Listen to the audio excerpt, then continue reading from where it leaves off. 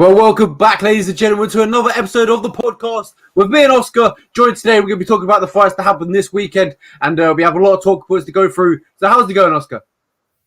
It's going great. It's good to have you back, man. I had to write solo for the preview episode this past Saturday, and it was a little rough not having your guidance. Oh, yeah, tell me how it went. How did it go? Man, I'll be honest, it wasn't what I'm used to. I'm better in a group conversation, and we're back to normal here. Let's recap this pretty good card. Yeah, some fights on here that, really exceeded expectations, but one that didn't, shall we say. Derrick Minner versus, Kevin Holland, top of the card. Wasn't the most action-packed fight. Derrick Brunson did what he had to do, used his wrestling, and grinded out that decision. What's your thoughts on the fight? Yeah, in my preview of this fight, I said that Derrick Brunson can definitely win this fight by unanimous decision, and that's what he did here. He was the better wrestler. He was the bigger guy on the night.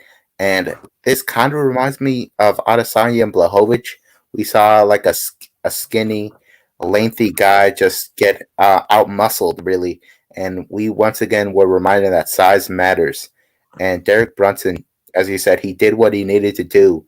And he stayed out of trouble, but he did get clipped in that second round.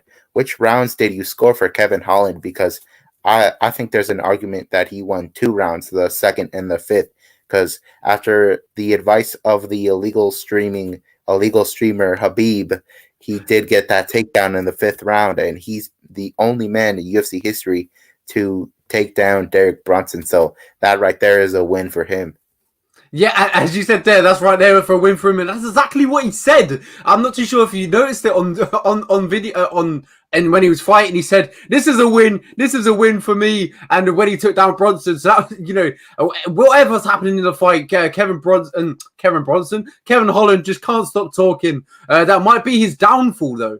Was he talking a little bit too much in this fight? It's a great talking point, but Derrick Brunson had to do what he had to do, use his wrestling, and he did it beautifully. He was a wrestling clinic from Derrick Brunson, and it was a great. Well, in my opinion, I thought it was a great performance. Did what he had to do, and then he called out Costa in the next one, which is I thought maybe it's a great matchup, but I would probably maybe rather see maybe Jared Cannonier. I think that one makes a little bit more sense. Yeah, I do think that any of these matchups for Derrick Brunson makes sense. He's been clearly labeled a gatekeeper by the UFC. Let me just run down his past couple of opponents. Oh, Jay Coyle says Holland's fight IQ is very low. He has put himself in bad positions in previous fights and did again in this one.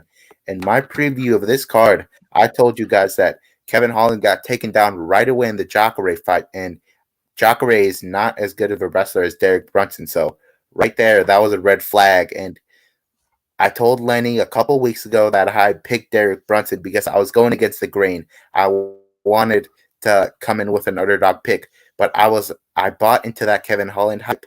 And UFC Bible says I hear Holland is going 170. If that is right, I think Lawler is a good matchup.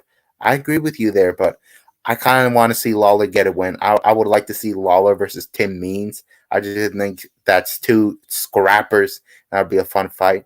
But Holland at 170, there's so many good matchups for him. But let's be honest, there's a lot of guys with the same style of a Derrick Brunson in that division, particularly the champion Kamaru Usman.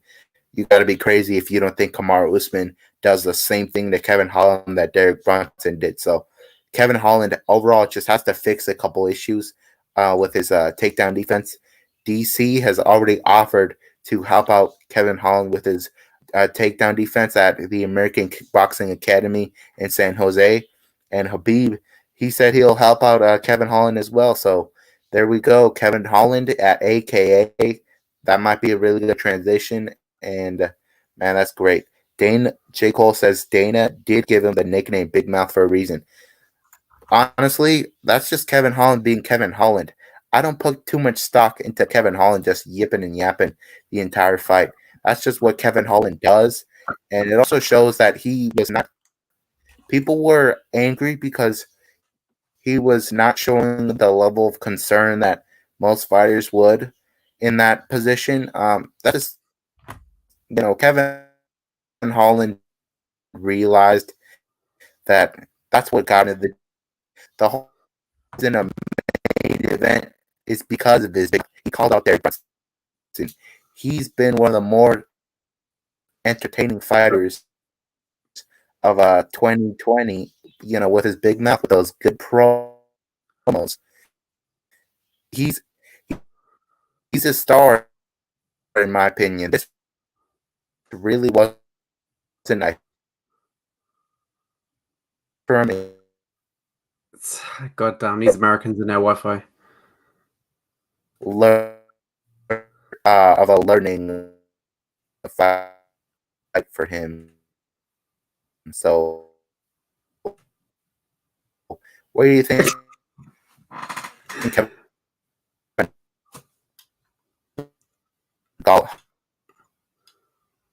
to goes from here. Oh my god. There's so Oh, he's gone. Anyway, talk about the matchup. Yeah, Derrick Brunson had to do what he had to do. Landed them takedowns. Kevin Holland had no answer for them takedowns. And as Jay says there, we kind of brought into a little bit of Kevin Holland because Brunson. Maybe we overlooked him because of chin issues. In round two, Brunson was a little bit in trouble. Wasn't too any biggie, but. Brunson, kind of weathered the storm and, came back and, put on a good performance. And he did what he had to do, got them takedowns mostly in the fight and got the UD. I think we've got Oscar back. I'm not too sure. I hope I'm back. My goodness. So do you think Kevin Holland should go to 170 or should he just work on that takedown defense and hope to win the belt at 185 one day? When he weighed in against Brunson, he came in 183 pounds. Still very light for the division. I think 170 would be a smart move for him, but also an even smarter move would probably be AKA. Getting that wrestling, that takedown defense, getting that sorted is probably the main priority. If I'm Kevin Holland, moving over there to AKA with the wrestling coaches they have over there, DC would help him out massively. Habib is the Makhachev, the wrestlers over there. American Kickboxing Academy. It doesn't make any sense. The wrestlers there over there is absolutely insane. I think that would be a very smart move for Kevin Holland to go over there. Get some tips from them guys and learn and see where he goes from there. I think 170 is a great move for him too. If he does move down to 170, I think him and Nico Price, that's an incredible matchup. Yeah, Nico Price gave him a shout on Twitter. He waved at him in the comments of a post on Twitter saying he might go to 170, and that's a guaranteed scrap. And I wonder where Nico Price is these days because he is coming off of a no contest now with Donald Cerrone. And I love seeing that guy fight. UFC Bible says, fairly sure Holland's mid-fight talking is a coping mechanism, to be honest. That's what Dana claims. Dana says that Holland broke in there. That might be a possibility. Who knows? I'm not in his head. He didn't look bummed out after. And a lot of guys do look bummed out after. He says what bummed him out was he let people down. Well, he didn't let me down because I was a smart man and I bet both sides of this fight. I bet Brunson to win by decision, and I bet Kevin Holland to win by stoppage. So I already knew this was a coin flip of a fight. So I really wasn't let down. But what do you make of all this trash talk with Kevin Holland? I think it's a great way to sell, tickets. But when it doesn't, well, obviously you can't sell any tickets at the moment. There's no one in the arenas. But, when it doesn't work like this, it kind of looks a little bit stupid, I think. He sat there talking whilst getting beaten up by Brunson. And maybe he kind of twists his game a little bit less, talking, more concentrating on the fighting. That's what I'd like to see. Aside from that, he's an incredible fighter. He had Brunson rocks in that second round. I feel like he lacks composure in the fight too. I feel like when he throwing his strikes, he was rushing his work. Didn't really look like the same Kevin Holland I've seen in the previous fights, in my opinion. This was a huge step up in competition for him. His last fight was against a 40-year-old Jacare Souza, and prior to that, he was fighting guys like Charlie Ontiveros, Anthony Hernandez, Joaquin Buckley. Those guys, no offense to those guys. Those guys are pretty good fighters, but Derrick Brunson is in the top 10 of this division, and this is a pretty underrated division. A lot of people like to say it's not as stacked as others. That might be true, but at the top, you have a row of killers, and Derrick Brunson was one of those killers. Yeah, we was meant to have a co-main event scheduled to Greg Gillespie and Brad Riddell, but I believe City Kickboxing over there, they're having a little bit of trouble. Of Alexander Volkanovski, his fight got cancelled. Brad Riddell got cancelled, and now Shane Young, his fight got cancelled. So I'm not too sure what's going on over there at City Kickboxing, but I hope everything's okay, and hopefully we get to see them fight soon. But yeah, a late co-main event, Max Griffin. I talked to him on the show here at MMA Unhinged. Make sure to check that out. And what he said in the interview, he went out and done. He put on a show and he put on a spectacular performance. It was a great knockout as well. Put Keenan Song out cold in this fight. Incredible. Yeah, he backed up his trash talk, as you said. When you're losing, the trash talk doesn't really look to be the cool thing to do. But when you get a first round knockout like this, I can't blame him. He said he's a star. He said this was a really good spot for him being in a co-main event on ESPN. And this is where he really shined. This is his, you could probably say a breakout performance for him. He's never gotten a stoppage in the octagon. His last one was a doctor stoppage. This is a proper knockout. He's never been able to do that in the UFC. I was expecting this to go to decision because Max Griffin fights tend to go to decision, but my goodness, he was on point that night. His accuracy was off the wall. He was landing what he wanted to, and Keenan Song never really figured things out that night. And props to Max Griffin for backing up what he said he was going to do. He was really confident heading into this fight. I could tell that his mind was right. He was saying he was going to manifest this. He was very confident in himself heading into this, and this is the best version of Max Griffin I've ever seen. And I would like to see him get that Jeff Neal fight in Houston. Jeff Neal, as you know, he actually still works as a waiter, I believe, in Houston. He's, I bet he wants to be on that card. And Max Griffin is a good fight for him. So I say book that because that card is like 2 months away. So they got to get something on that card for Jeff Neal. Jeff Neal, I would like to see him shine. Do you think the fight between those two works? And what an absolute gangster move from, Max Griffin. Who calls out Jeff Neal these days? No one calls that guy out. And he goes out there, gets on the mic and say, I want Jeff Neal next. That absolute killer move from him. And I think it's a great fight, great matchup. But yeah, if that does fight happen, we'll talk about that later down the road. But it's a great fight.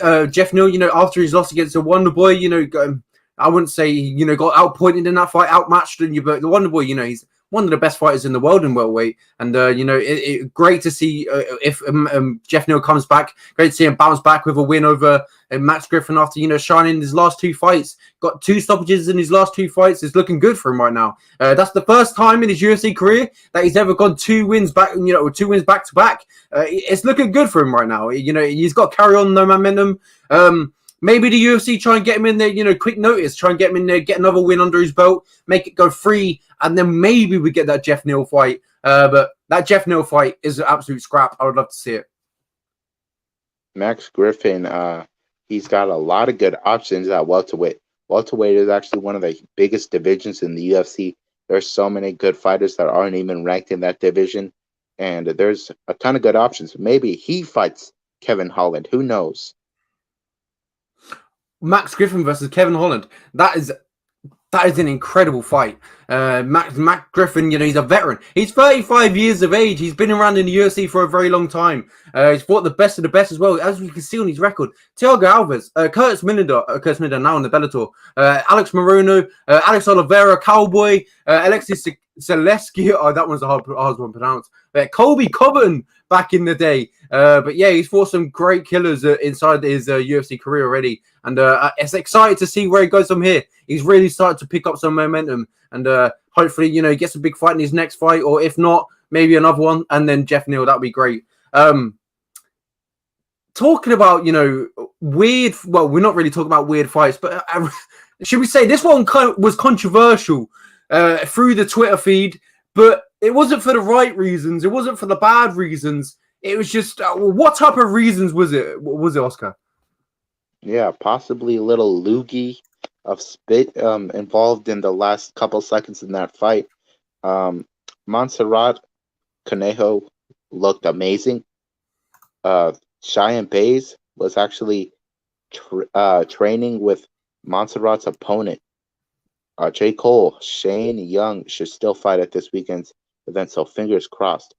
I don't know where you're getting that information. Yeah, Marcel Dorf just tweeted it. As far as I heard, Omar Morales is looking for a new opponent. So yeah, I Someone's hope tweeted out. I've been told that Shane not Young can still clear protocols this weekend's event. UFC we're still looking for they're still looking for a replacement for Omaras because of the contact with teammates Riddell and Volkanovski. So they're still looking for a replacement, but it doesn't look like he's going to fight. But hopefully, fingers crossed, we get it. We got Alex Ramirez in the building. How's it going, buddy? Glad to see you here. Anyway, yeah, carry on your what you were saying, Oscar. Conejo already had a fight booked when she took this fight, and it was against one of Cheyenne Bays' teammates, and Bays was acting as a Conejo in the training room, and she already knew she liked that position, and she was still unable to stop it. She knew that she liked to get the judo throw and get in the side saddle and try that scarf lock that she got in her previous fight. And she could not stop it. That lets you know how good Conejo is. She was a Mexican national wrestling champion, and she really showed it off here. I really wish I did more research on Conejo because I didn't know her wrestling was that great. And we do know that Bays is a good striker, but her ground game leaves a lot to be desired, as we saw here. Both are still pretty young, and Bays can definitely come back from this and eventually find her way to the main event scene. But it's going to be a while before that happens. And Conejo right now is in a great spot in this division. And I'd like to see her fight Jinyu Frey. Great matchup from there, Oscar. From you, Oscar. There, but as you said, there, Bays. It just didn't really look good. The judo throws in this fight was incredible from Ruiz, we're going to call her in this fight. Ruiz, she looked incredible. Every time I see her nickname, Kinjay, it reminds me of the boxer Canelo. I don't know why. Every time I think of it, it just pops up in my head. But yeah, Ruiz, fantastic game plan. Used that judo, used that wrestling, and just shut down Bays. And a great win for her in her debut against a good prospect. And I feel bad for Bays because maybe the motivation or not motivation, the confidence wasn't good before going into this fight because her husband just got knocked out later in the evening. That couldn't, or earlier in the evening, shall I say, that couldn't really feel good heading into the octagon. Man, at the end of the last episode, I told you guys that it would not matter if JP Bays got knocked out. We saw Montana still win her fight.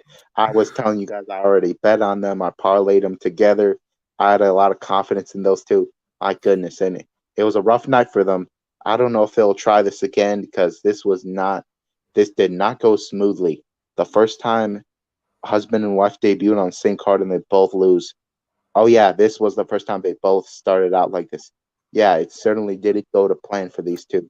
I'm a fan of both, and it was a tough night for me. And man, they just had rough nights and two bad matchups for them, quite frankly. And both were on short notice. Technically, I forgot. No, this was not on short notice for JP Bays, but Montserrat Ruiz was like on a week's notice. And you also got to give credit to Montserrat for coming in here and just doing what she wanted to in this fight. The post-fight drama was a little confusing. I don't know who to believe.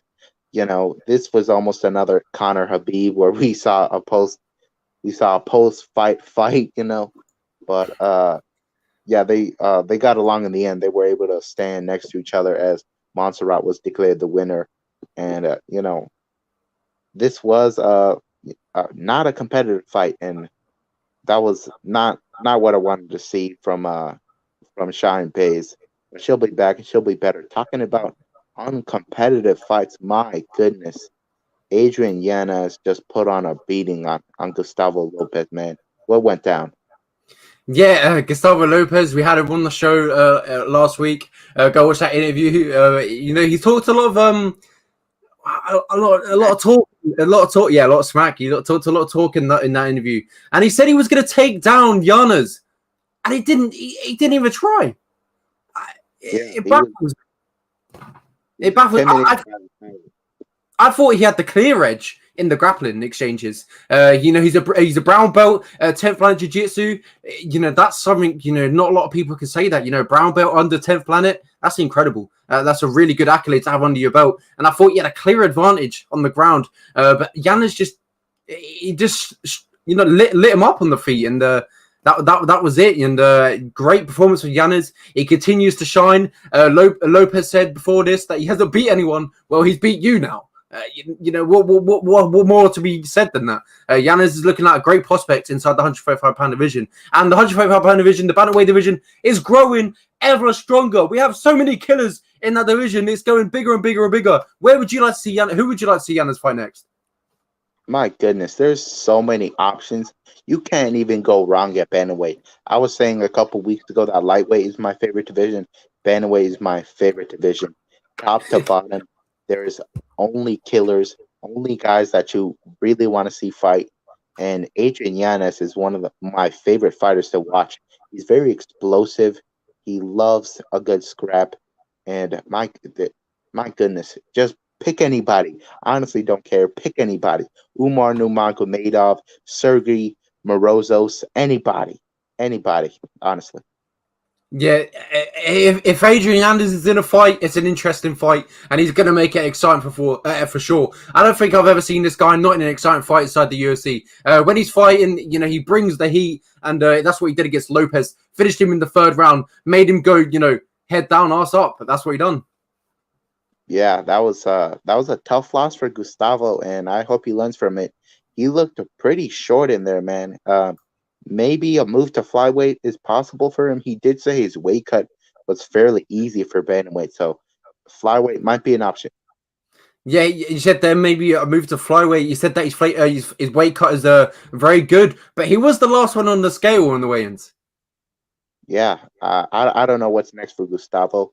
I was shocked he never went for a takedown. I did think that's where Adrian Yanez could lose this fight, but Adrian Yanez actually got his black belt last November, I believe. Mm-hmm. Yeah, he's got a black belt. I'm not too sure it's under, but Lopez has that brown belt over 10th planet. That's equivalent to what's the master? Is it like a black and red belt? Incredible. I honestly don't know how the 10th planet jiu-jitsu works. I don't know how it exactly translates. Kelvin Gastelum is a black belt in 10th planet jiu-jitsu, and he got submitted by the white belt Jack Hermanson. So who knows? But Jack Hermanson is no joke on the ground, though. We've seen that in the past. That guy's a black belt. Let's get that belt system out here. He's a black belt. Mm-hmm. Well, should we talk about a fight that heading into this fight? Harry Hunsecker, accepting it short notice, and no one gave him a shot in this fight, and it's clear to see why. He in his previous fight, he got knocked out by Dontel Mays. Tai Tuivasa just knocked out Dontel Mays. If MMA math works, Tai Tuivasa should have won this fight, and that's what he did. Under a minute, just kind of blitzed through him, and no disrespect to Harry. He's not UFC. He's not UFC caliber. He shouldn't have been in there against Tai Tuivasa, and it's clear. Tai Tuivasa, landed them big bombs. Finished the night early, and 2 wins back to back now for him. I'm unclear where he goes from here, but I know one man will know where he goes from here, and that man is Oscar. He will know what's next for him. Greg Hardy. My goodness, that's a fun matchup. Everybody else is pretty much booked. Harry Hunsecker got in here as the UFC debutant because that UFC heavyweight division, it's far from stacked. There's really not a ton of star power in that division, and at the bottom, a lot of those guys probably wouldn't be in the UFC if it was another division. And Harry Hunsecker did lose his Contender Series debut against Jared Vanderaa. And we saw how it went for Jared Vanderaa against Spivak. I don't think he really belonged in here. As I said, it was short notice for him. Props props to him for taking it. J. Cole, yeah, and Adolfo Vieira was submitted by Fluffy Hernandez. LOL. Yeah, this is MMA. This is not just jiu-jitsu. And Gordon Ryan just signed with one championship. That And blew my mind. That blew my mind. Honestly, that I was like, wow. Yeah, I hope they give him some favorable matchups because on the feet, I'm sure there's a lot left to be desired there. But moving on with this, Taito Ivasa did what I expected him to. He got the first round knockout. I bet money he would do so with all the confidence in the world, and I was never really nervous. It's two big heavyweights swinging there. Anything can happen. But Taito Ivasa actually came in with a smart game plan. He attacked the legs early on and affected the mobility of Hunsecker. This was only like 49 seconds. So those leg kicks really didn't take much effect, but good win for Taito Ivasa and put him in there with Greg Hardy. If Greg Hardy's not let go by the UFC because he's paid really well because of his past in the NFL, and he did lose his last one. And he looked like a fish out of water on the ground. So Taito Ivasa said he was working on his skills and stuff. We didn't really get to see that much of his skills. And who knows, he might have something on the ground for Greg Hardy. Maybe a double leg shooting from Taito Ivasa. Imagine that. Imagine the scenes Taito Ivasa, shooting a double leg from across the octagon. Yeah, Taito Ivasa by first round submission. Lock it in. Well, let's talk about a women's fight on the prelims. It was the main event on the prelims. We're quite good with time at the moment. Macy Charleston versus Marion Renault in the 135-pound division.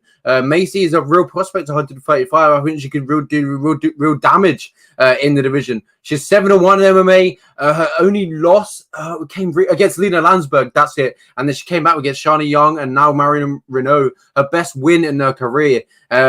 She's very long for the division. She got that reach. She's very tall. What's your thoughts on the fight and maybe where we can see Macy go next? Macy should go to featherweight. Let's be honest. That featherweight division is non-existent pretty much. There's 3 fighters in that division. There's Farron, Dos Santos, Felicia Spencer, Danielle Wolf, and Amanda Nunes. They let go of Megan Anderson. So that division is pretty much dead. So put in the women's featherweight Ultimate Fighter winner in there. Put her into the equation. She just beat Marion Renault in convincing fashion. If there was going to be a fight of the night, that actually would have been my fight of the night. That was a pretty exciting fight. And Macy Chiasson should go to 145 and challenge Amanda Nunes. There's really nobody else for Amanda Nunes in that division. So I think that should be the move. And also, Aspen Ladd has also expressed interest in going to that division. So I say just have some bantamweights move up and challenge Amanda because that's actually an easy way to get a title shot against Amanda because let's be honest, it's almost a participation award to get a title shot against Amanda. And yeah, if you look at Aspen Ladd's in her last fight, I can't remember off the top of my head who it was, but yeah, she struggled to make weight in that fight, and she looked really bad on the scales. Yeah, Yana Kunskaya. She looked decent on the scales for Yana Kunskaya. You're talking about the Jermaine Duranamy fight. Yeah, that she knocked out. Mm-hmm. Yeah, that was a scary scene. But while we're on that topic of weight cut, scary scenes, Georgia. Oh, that was horrible. Yeah, Julija, she's one of the women that should definitely go to featherweight at this point. She fainted twice. If she would have just fainted that first time, that was already scary enough. But she got back up for some reason, made weight. I don't know who decides how that goes, but man, that was just a scary scene at the weigh-ins. And I hope she's fine. She said she's fine now. And she actually said she was ready to go on fight night. But man, I don't know. The UFC should adopt that the hydration test like one championship and create more divisions, honestly, because this sport is really young. There's a lot of changes that obviously need to be made. Some curve in the gloves, the down opponent rule needs to be solidified in all states. There's a lot of evolution to be made in the sport, and weight cutting, I do think should not be as big of a factor as it is right here. We should not have people fainting on the scale. That's a little crazy, and it's really like a stain on the sport, if you ask me. J. Cole says the featherweight division needs to go, in my opinion. Son is not ready for Spencer. Never mind Nunes. As I was saying, it doesn't matter if she can't beat the other ones. It's a participation award. It's unfortunate. It is what it is, and she can 100% beat Danielle Wolf, who's set to have her second pro MMA fight. Yeah, you mentioned there in Georgia. We'll quickly go back to that. That she should go up to 145, but she said she was looking good at 135. But the reason why she fainted was because she made weight 135 at 5 a.m. in the morning, and she didn't have to cut. But she had to stay the same weight for about 4 or 5 hours, and it kind of made her a little bit, woozy, a little bit lightheaded, and that was the reason why she fainted. Yeah, honestly, she might have to get a better team around her, because you should be doing that. Like I know Jeannie's here. I don't know how the weight cuts work. I don't know the whole process of it, to be honest. Michael Bisping did a pretty decent breakdown of it as a podcast. You got to sweat it out, go in the sauna. Make sure to water load. I don't know what the whole process is, but yeah, she needs to get it together there. I don't want to see that again. That's a really scary scene. We don't want anybody's organs failing or anything. Moit Hussein says Macy Chiasson will be the first casualty of weight cutting. What do you mean? I think he might be in a Georgia, maybe. I don't know. Macy Chiasson, she doesn't look that great on the scales. She's really big, honestly. And as I said, go to 145. Why not? J. Cole says, sadly, I don't think weight cutting will be sorted out until something seriously bad happens. That may be true. Say if a main event fighter fainted like that, then that would make the commissions really reconsider their systems. Because as I said, there's a lot of evolution that needs to happen. All right, moving on to the next one. Talk about this knockout, Lenny, between Grant Dolphin and Leonardo Santos. 1 second to go, Grant Dawson. His corner came into him after the second round and said, "Grant, you need to finish this fight." In my opinion, I didn't think he had to. I thought he was winning the fight. Or maybe 1919 heading to the second. It was a close fight. But I thought he may be winning, or maybe 1919. But James Krause is an incredible coach. We've seen it in the past. What he done to Kevin Kroom, turned his life around, created a great fighter, got him to the UFC. Derrick Minner. Now he's creating waves inside the UFC. Just got the best win of his career in his last fight against Charles Rosa. And now Grant Dawson, knocked out Leonardo Santos, who, he's been on incredible form recently. Yes, he is 40 years old. Was he ever going to make that run at 105 pounds? Probably not. He was probably there to fight these up-and-coming prospects. But Grant Dawson, he put himself on the map in this fight. Leonardo Santos is a great fighter. I don't want to call him a gatekeeper. He's not really a gatekeeper. But, he's a great fighter. He's on the cusp of top 15. But he just never really made that run. He had injury prone. He was always injured. But, he's a great fighter. This guy, not too long ago, knocked out Kevin Lee back in the day. And Grant Dawson, with 1 second to go, James Krause said to Grant, "You need to win this fight. You need to knock him out. Stop this fight." And that's a man who respects his coach right there. Grant Dawson respects James Krause, and he did exactly what Krause said him to do. He went out there, finished the fight with incredible hammer fists. He had some power on them hammer fists. To get it from that much power from that type of a position, incredible. But yeah, Grant Dawson put on a great performance and topped off with that knockout. I think it was the cherry on top of the cake that he needed for a great performance. Yeah, he did what he needed to in this one. His takedowns really never happened. He did get a couple, but Leonardo Santos is no joke. He was able to defend like 7 takedowns in a row for Grant Dawson. And they were talking about, Grant Dawson is coming up for 145, where he did have that size advantage, and he was able to ragdoll guys. He was not able to ragdoll Leonardo Santos. This primarily took place in the clinch, with Grant Dawson failing those takedown attempts, and Leonardo Santos keeping his back on the fence. And Leonardo Santos is 41. but he was on a 7-fight win streak. In fact, that was one of the biggest win streaks in this division. But the reason he was able to maintain that win streak is he never fought. He only fought one time a year, and he had a huge layoff between 2016 and 2019, I believe, where he just, I don't know what was going on with him. He's really aged. He's before you know it, he was 41. He started off in the UFC undefeated and just very inconsistent. I did pick him to win because he was undefeated and he does have excellent jiu-jitsu and pretty good power and knocked out Stevie Ray there. So I did think he had the capability to finish this fight or to at least win a couple rounds. And it was a competitive fight. A lot of people were betting everything on Grant Dawson here. I wasn't as confident, but I did that because Leonardo Santos was undefeated and he had a big chance to win this fight, but it slipped away from him because of poor defense, quite frankly. He was attacking that heel hook, I believe it was, and he left his chin exposed and he got grounded, pounded until his mouthpiece flew out of his mouth. Yeah, that was a brutal knockout, and right now it might be a contender for knockout of the year. That was a really unique finish, and we did see some hammer fists in that previous fight. Yeah, you said undefeated there. Yeah. Santos was undefeated inside the UFC, and Dawson, stopped that with them hammer fists. Incredible, stoppage for him, and it showed, as I said there, he showed that he respected his coach. Krause asked for that stoppage, and his fighter delivered. Yeah, just about a month ago, we saw James Krause motivate his fighter into getting a third-round stoppage in that Julian Marquez fight. James Krause is one of the best coaches out here. He's reinvented Tim Elliott's career. He's done so much for a lot of guys. J. Cole, Santos was a top 15 fighter, in my opinion. Injuries got in the way of him really progressing. Yeah, that was the whole issue with him. He was just very injury prone.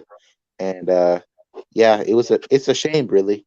If injuries weren't a factor in the sport, who knows where it would be today or what people would be capable of. But unfortunately, injuries happen when you're training hard and whatnot. And him being older is not really great for his career. I don't know where he goes from here. He might have to face another up and comer, and if he loses again, he might be let go. And he might be one of the older guys in this division. I know Clay Guida and Jim Miller; those guys are pretty up there. But man, it didn't go too well for him. And talking about guys who lost their undefeated record in the UFC, Roman Dolidze. Man, he moved down from light heavyweight, and Trevin Giles was a tough customer, and he kept it coming, and he got that decision. Which, did you think it was close, or were you pretty confident that Giles got the nod? It's a close fight. I think it might have been 19-19 going into that third fight, and I think maybe Trevin nicked it in that third round, but Dolidze, he cut. This guy was a light heavyweight in his last few fights, and he took this fight on short notice and still made 185 pounds. So he's either walking, a little bit closer to the 205 pounds, but he's still comfortable to make that weight. But I think maybe the weight cut and the short notice fight might have affected his cardio a little bit in this fight. But we saw him slow down in the second and third round, got really sloppy. And Trevin Giles has a lot of power in his hands, was more straighter with his punches, and just caught Roman Dolidze on the end of him, and put on a good performance. Outpointed him, and that's where it really mattered. What's your thoughts on these fight? Yeah, I said in the preview that both of these guys had cardio issues, and I did think Trevin Giles had the better cardio here, especially since he had the full camp and he's not moving down the division. Trevin Giles looked great tonight, and he showed that on any given night he can really perform well against a lot of guys. He's got a good skill set. He just needs to put it all together, and he did put it all together, honestly, against Roman Dolidze. J. Cole, I bet on Dolidze. I did too. I thought Dolidze was going to get it done, but man, Trevin Giles is a tough customer, and he got a lot of power. He's got underrated power in this division.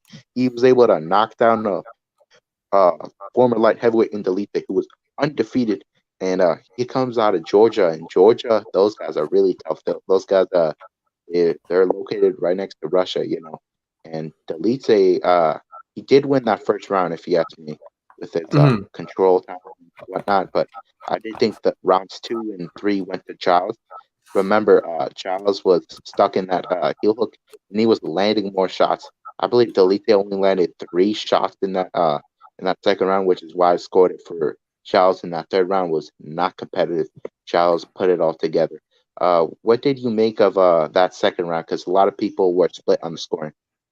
I thought Giles did enough. As you said there, he got that heel hook, but he wasn't really advancing with the heel hook, and Giles was landing shots in that position. I think Giles edged it the tiniest bit, in my opinion. But he got that decision win in the judges, and luckily it went his way. On another night, another fight, another event, it could have went the Lindsay's way. This is how the judges work.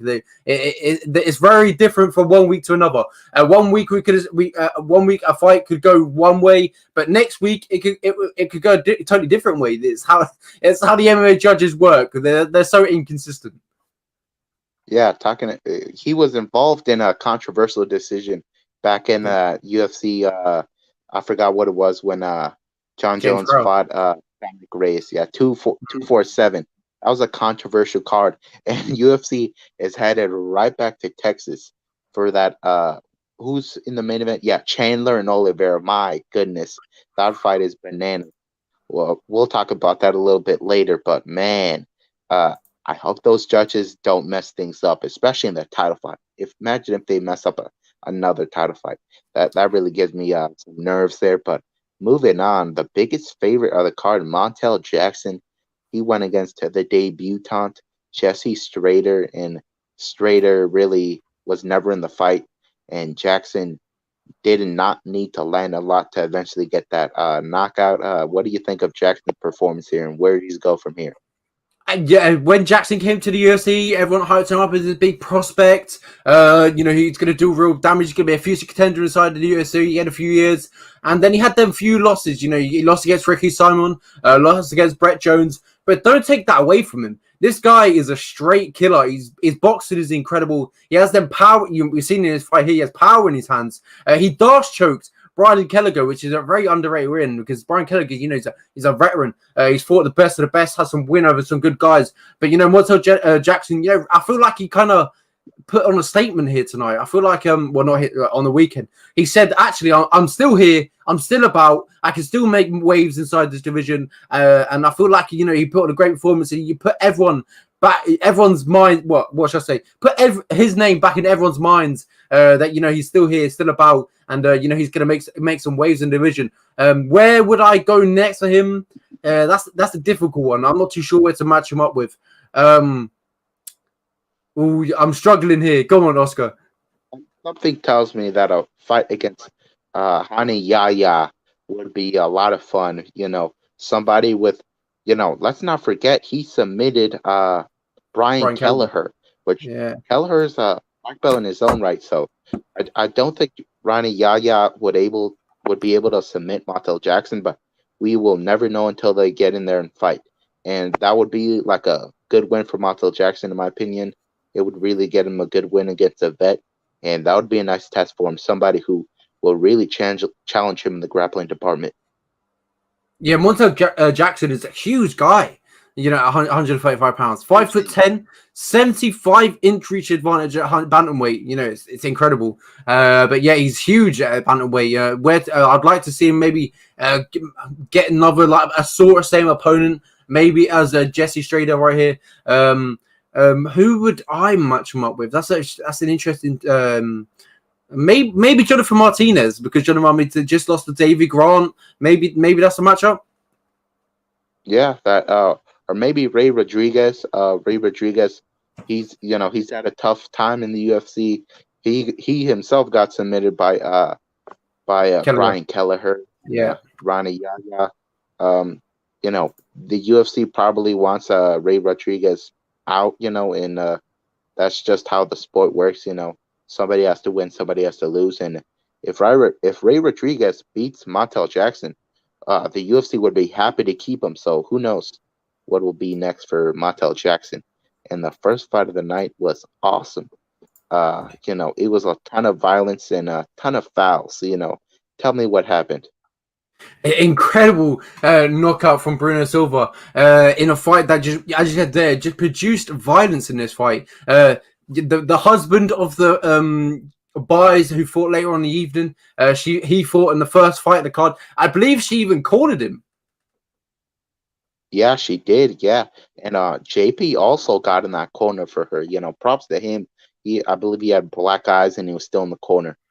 I didn't actually catch that, so that's interesting to point out. But yeah, I thought, well, he lost the fight against Bruno Silva. Put on a clinic on the feet. He looked great. This was probably a job-saving fight for him. It was 2 back-to-back losses. This is a fight that he needed to win. And win, he did so. But, JP Buys, he's got a lot of potential in front of him. He's only 24 years of age, about to turn 25. He's got a lot of fights ahead of him. This is a learning curve for him. He'll come back stronger and eventually, make a good run at bantamweight. A flyweight, I mean.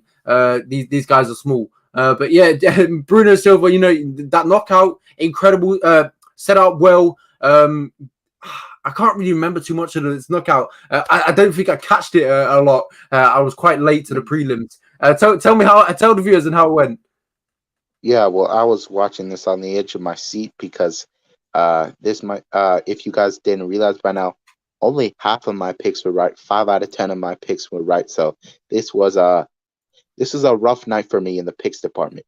J. Cole says, I don't think we have to worry about the scorecards for Oliveira Chandler. Yeah, that's what I'm saying here. I believe it will be a Chandler knockout or an Oliveira submission. So hopefully those boys come through with a finish and the judges don't screw us over again because they kind of broke my heart there a couple times on some decisions. Ewell, Anna Martinez, Latifi Lewis, Reyes Jones. I believe Andrea KGB Lee against Lauren Murphy was also a controversial fight. I hope we don't see that again with those Houston judges. So this fight obviously didn't need the judges. Bruno Silva was putting a beating on JP Bays. Bays, I thought would possibly just out-grapple him for 3 rounds. I did have concerns with his gas tank, and that was not a factor here. Bruno Silva was very dangerous on the feet. If this Bruno Silva shows up in his next couple of fights, he's going to be a problem. Because that previous version of Bruno Silva was, out-muscled, a little bit undersized, and he had really some notable grappling deficiencies just by being Brazilian. The Brazilians are known for their jiu-jitsu, and Bruno Silva is not exactly known for his jiu-jitsu. Here,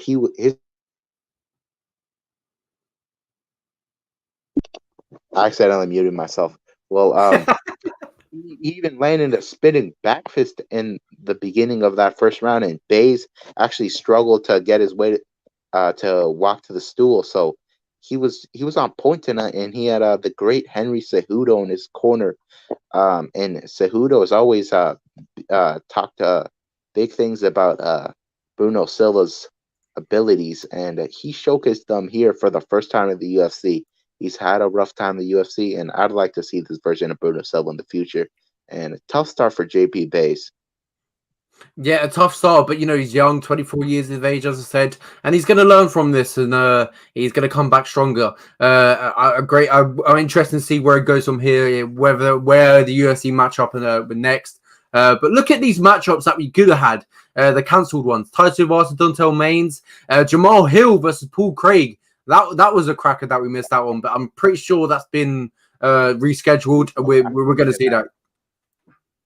I believe it has. I hope it has. Yeah, I believe it has. I actually have Hill in that fight. Paul Craig, he's Scottish, but I've got Hill in that fight. I think Hill knocks him out. Yeah, I'd actually like to make some quick picks for those 3 main event fights that were recently announced. Chandler Oliveira, Sandhagen, Dillashaw, and Garbrandt Font. I'd like to see some quick picks for that because we couldn't get together for that show, and those fights were bombshells. So let me hear some quick picks. Yeah, when this dropped as well, I was asleep, and this is what I hate about being English. When you're English, you miss all the news. You wake up to it, and you're like, God's sake, I missed it all. But yeah, I woke up, it kind of put a smile on my face. It woke me up, and I was like, yes, this is good. So it started my morning off good. So that's the only positive side you can really take from this. But Oliveira Chandler, incredible fight. And my main thoughts as soon as I saw this matchup came out is Chandler knockout. That's the only way I see it. Is I don't think Oliveira has got that wrestling. I think Chandler's wrestling beats the Brazilian jiu-jitsu of Oliveira. I don't see a world where Oliveira can take him down. But we've seen it against Kevin Lee. Oliveira submitted Kevin Lee, but Kevin Lee made that that terrible takedown attempt, left his head exposed, and Oliveira just wrapped it up and got the submission. But Chandler's I think Chandler's a much better wrestler than Kevin Lee, and we've seen him wrestle with Usman. This guy is incredible. I don't think Oliveira gets to the fight to the floor, and that's the only way I see him winning if Oliveira gets the fight to the ground. I don't think he outstrikes Chandler, and Chandler's gonna. I think he's gonna get a knockout early and get that belt and call out either the winner of DP versus Conor. Yeah, I agree with you. I will never underestimate Chandler's power. He's actually coming off of 3 first-round knockout victories. He knocked out the ever-so-durable Dan Hooker, who had a war against Dustin Poirier and took every shot and kept on coming. And Chandler put him out with one crazy bomb. J. Cole says, I think Hill can go far in the division. I do think Jamal Hill probably gets that victory against Paul Craig, but my mind might change on that. And Hill does have a bright future coming off a finish of Ovince St. Preux. Well, this fight, as I said, judges won't be needed. It's going to be really fun to watch when it happens. And let's just do some quick picks for those bantamweight main events coming up. Sandhagen and Dillashaw, former teammates, finally settling their differences in the octagon. Who are you favoring that? I'm going with TJ.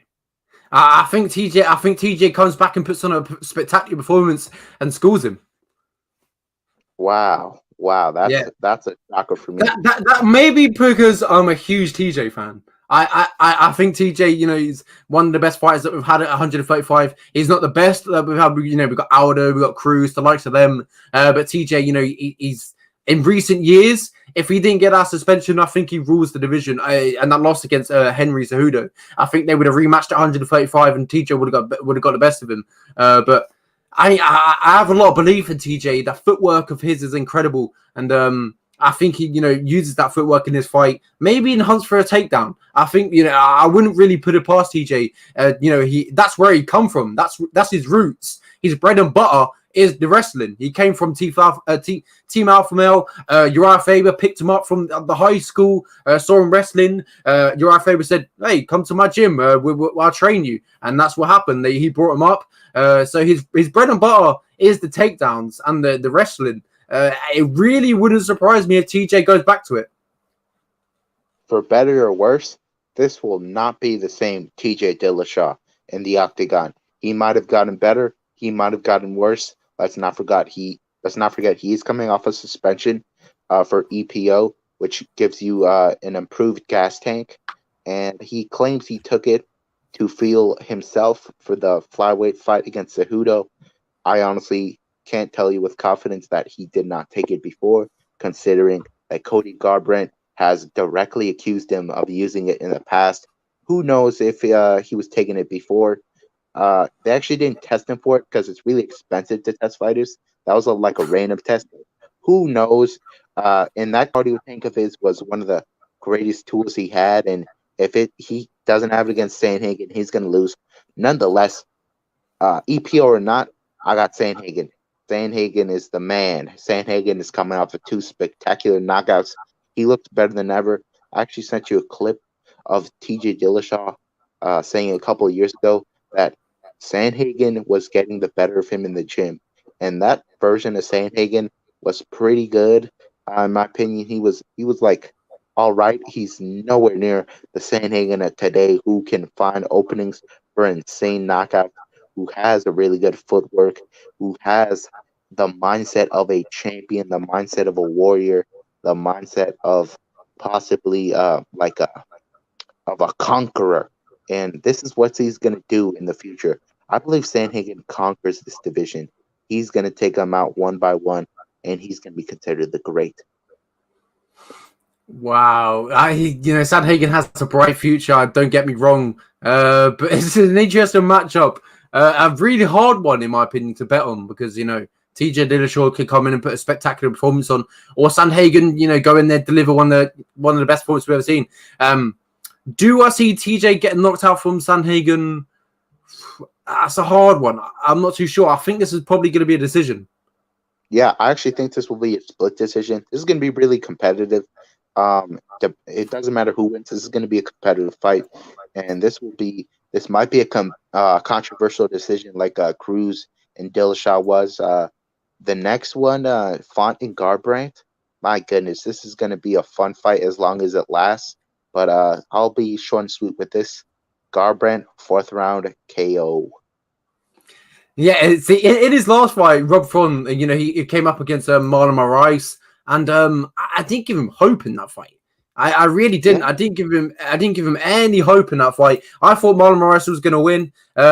Every time Rob Font got to the big stages, as you could see, lost against Rafael Assunção, lost against Pedro Munoz, lost against John Lineker. It seemed every time he made that that littlest step up in competition, he would then fall back down again, and that's why I didn't pick him against Marlon Moraes. And he proved me wrong. That was the best performance I've ever seen Rob Font, inside the UFC cage, and an absolute great performance from Rob Font. And I don't want to root him out again, but Cody Garbrandt, this guy is one of the best in division. If you take his losses versus Pedro Munoz and TJ Dillashaw, this guy was a killer. His performance against Dominic Cruz to win that title, that will go down as one of the best title performances we will see in decades. That was incredible. Yeah, I'll never get the image of my mind of Cody Garbrandt dropping Dominic Cruz and just dancing around the octagon like he had no worry in the world against one of the greatest of all time. He looked like the flawless fighter in there that night. And man, that version of Cody is a killer. J. Cole said Sterling deserves more respect for his win over Sanhagen, in my opinion. I thought Sanhagen would win that one, but Sterling just beat him easily. Yeah, that is true, but Sanhagen adamantly says that he was not mentally there for that fight. He says he never really got his mind going, and that's something he really focused on fixing in his next couple of fights, and you saw the results of that. So Corey Sanhagen, he had a rough night that night, and a rematch, I do believe, would go very differently, especially considering Sterling's cardio issues that were exposed. Yeah, and he's going to have to wait a little bit of time to get that rematch, because, Sterling and Jan, they're bound to run it back. It has to happen. If that fight doesn't happen, it'll blow my mind. It has to happen. I don't see another fight. He's the champion. He's got that belt. If Jan did throw that legal knee, he would have the belt right now. But if I was Jan or Sterling, I wouldn't really, I wouldn't feel like the champion. I wouldn't really take it because, Jan did throw that, illegal knee and he cost him the fight. But I don't know, but they have to run it back. They have to run it back 100%. Also, something worth of note here. Rob Font actually got rocked by Marlon Chito Vera in that fight, and then he got guillotined. So, that's a possibility, he's not he doesn't have a granite chin like a Tony Ferguson, so he definitely could get clipped against, in my opinion, the quickest guy at bantamweight. 100%. Maybe the quickest guy we've ever seen in the UFC. This guy. What's that? Oh no, continue. Oh, I said this guy's probably one of the quickest guys we've had in the UFC. Probably. I can't really name another fight that's ever been quicker than Cody Garbrandt. His hands, his speed with his hands, all you have to do is look at his knockout in his last fight against Rafael Assunção. The way he brought his hand up from the back, behind him. His hand was behind him, on touching the cage, He was holding the cage, swings it in a matter of like second, boom, it Senso's out. It is incredible. The speed of this guy is incredible, and I still stand to it. I think he's the fastest guy we've ever seen inside the UFC. All right. Well, another piece of news that we didn't talk about yet. Khabib, he already retired, but Dana finally gave up on trying to bring him out of it. So I hope he has a happy retirement, but I do believe he will eventually come back as his hunger. I don't think he can walk away like that. 29-0. At least get that nice little number 30. He says his mom is a little stressed out when he fights, which is why she begged him to stop. And dominant career for Khabib, one of the greats. And he only had 4 successful title defenses or title wins. So I honestly don't think he's the greatest of all time, but he's definitely up there. He only lost 2 rounds to Justin Gaethje and Conor McGregor. No shame in losing those 2 guys, 2 really good strikers. But I hope he has a happy retirement, and I do believe he'll come back one day. And we'll say goodbye on that note. I agree with you. I think Khabib comes back eventually down the road, but not at 135 pounds.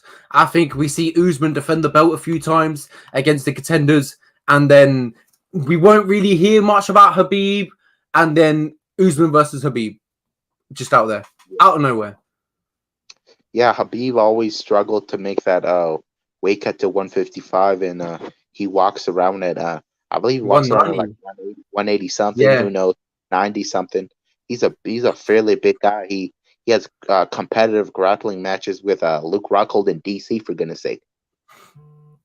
Yeah, incredible fighter, one of the greatest to ever, enter the sport of MMA. He'll always go down as, one of the great, as I said, they're one of the greatest. And 29-0. Not many people can say that in mixed martial arts, that they're retired, undefeated. That only really happens in boxing. But, this guy made it a reality inside the octagon. He's fought some great names, got some wins under his belt. Khabib, Conor, Justin Gaethje, Dustin Poirier, RDA, Ali Quinta, the Edson Barboza. The name goes on and on and on for this guy. But yeah, one of the greatest in the sport. Will go down in the history books for sure. And on that note, Oscar, it's been a pleasure talking to you. This was our UFC, Brunson versus Holland preview recap. Yeah. Talking about previews, though, you can catch that on Thursday. We've got a UFC 260 preview, Miocic versus Ngannou. It's bound to be controversial for me and Oscar. So, make sure you tune in Thursday, 8 p.m. British time. And, tune in. Make sure you come in, subscribe, hit that like button, and make sure you catch us in the next one. Before we go, Jay put that he did lose the first round versus Gaethje. I thought he won that. I'm not too sure. Did he lose that first one? I didn't believe he lost that round, but the judges disagreed with me, so that's why I said he lost that round. Yeah, so on that note, we'll leave it. We'll say goodbye from me and Oscar. Oscar, all the way from Chicago. I got that right. Yes, you did. Yes, I'm getting better at this. I'm starting to remember where you're from. So from me and Oscar, very goodbye, and we'll see you on Thursday. Make sure you tune in, hit that like, and subscribe.